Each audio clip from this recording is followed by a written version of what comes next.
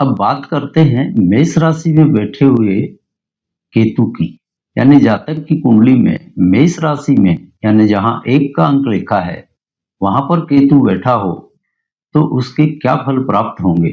यहाँ मेष राशि में बैठकर केतु जातक के लिए क्षत्रिय त्रिकोण का निर्माण अकेला कर देता है और शूद्र त्रिकोण को पूरी तरह से समाप्त कर देता है। और इसका परिणाम यह होता है कि जातक में शूद्र वृत्तियों का प्रादुर्भाव नहीं होता है, वह शूद्रता की तरफ नहीं जाता है, यानी अधोगामी विचारधारा का नहीं होता है और हमेशा वह क्षत्रियत्व की तरफ बढ़ता है।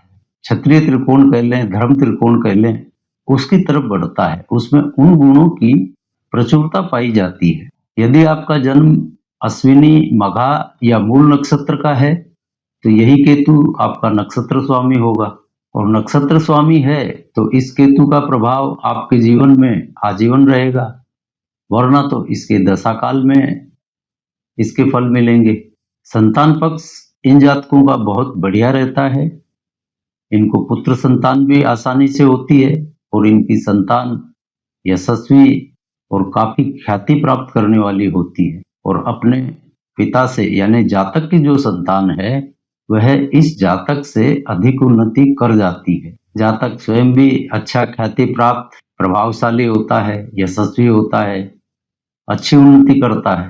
हाँ, जातक में थोड़ी सी गर्वोक्ति की, अहम की भावना अवश्य रहती है, लेकिन फिर भी शांत स्वभाव का होता है। उसके स्वभाव में कोई उग्रता नहीं होती, मिलनसार होता है। वैसे सामाजिक रूप से भी मेल मिलाप रखता है, रसूखदार भी रहता है, अपने माता पिता का आज्ञाकारी होता है, माता पिता को सुख भी देता है, उनकी सेवा भी करता है।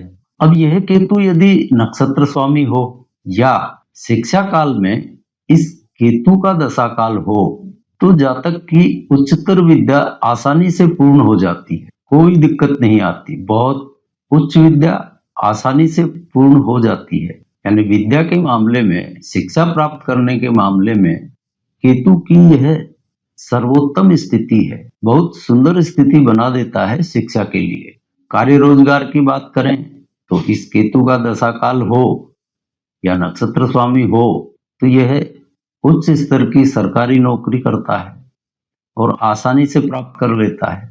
मान लीजिए ये नक्षत्र स्वामी है जब तो कुछ संशय की बात ही नहीं है, और यदि ये इसकी दशा का भोग काल हो और उस समय में यह यूपीएससी या कोई भी सरकारी कॉम्पिटिटिव एग्जाम्स में बैठता है तो उसे आसानी से सफलता मिल जाती है। प्राइवेट नौकरी में ये जातक सफल नहीं होते हैं और होते भी नहीं हैं प्राइवेट में। और मान लीजिए किसी अन्य ग्रहों की स्थिति ऐसी हुई और ये प्राइवेट नौकरी में भी हुए तो फिर उसमें बहुत उच्च स्तर की नौकरी में होते हैं, माने छोटी मोटी नौकरी में नहीं होते। प्राइवेट नौकरी में होंगे तो ऊपर मैनेजर, सीईओ, इस टाइप के उच्च पदों पर ये पाए जाते हैं।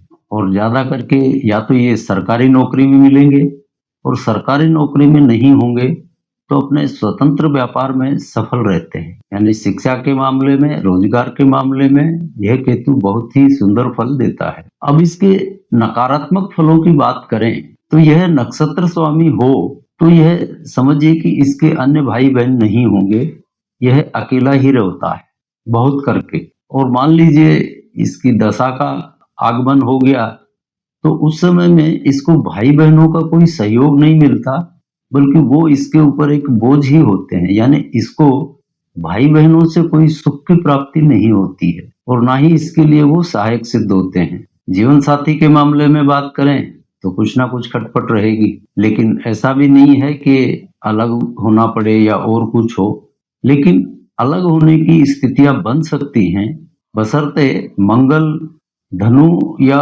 मेष राशि में हो और शनि तुला राशि में हो, तो फिर यह सेपरेशन तक की स्थिति तक पहुंचा सकता है।